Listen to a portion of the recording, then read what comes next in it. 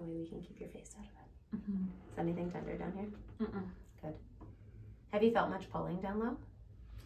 No, I just started to feel him, which is so crazy. I was going to ask if you started to feel anything yet.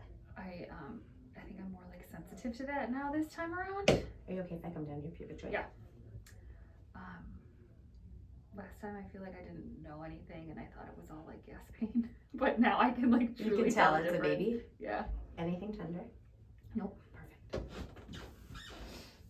Good. Now I can actually tell that this is a human moving around. Which, you know, a lot of people don't notice that they feel much at 13 weeks, but now that you know what it feels like. Yeah. Which is exciting. Yeah. Are you guys gonna find out if it's a boy or girl? Yeah, it's a boy. Is it? Mm-hmm. Did I know that? I think I told you last time. I had You just might found have. out. Does he have a name yet? I have some names in mind.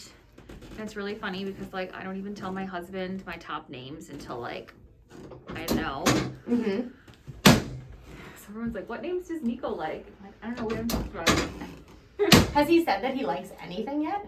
He is so boring. You're good, is he?